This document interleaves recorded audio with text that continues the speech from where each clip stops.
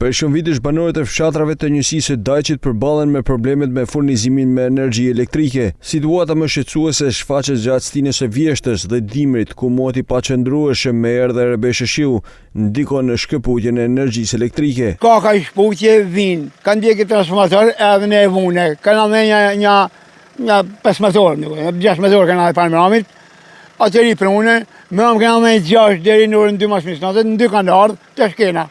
Nuk e di mas na pse, a janë linjat e vjetra, a i banë kushqillimisht, as di e gjanë bot.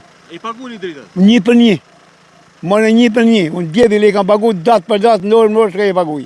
Tesh i pagu dritën, nuk kam si përëndim, por problemi këso se e kanë ngrit vazhdimisht që me argu rrjetin. Janë karbonizu, kanë maru, nuk ja i rrgullu në kush. Nda thëmë në ba biseles. Ka një smur, ka një fint vogël, ka probleme.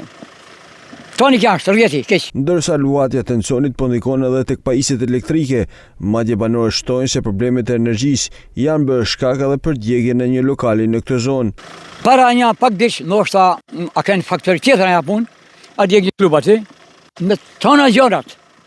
Tonë si defekt si pasojë e rrëmskeqe të elektrikut. Nuk ka pas arsye tjetër. E shoh 4 vjet na kanë dekto.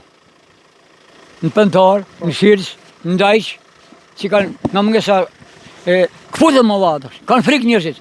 Kanë frikë njerëzit me kaluar në rrjet. Ja rregullohet gjikon, në botë kanë filluar me rregullohet gjikon me pasuri prepe. Tu nuk di.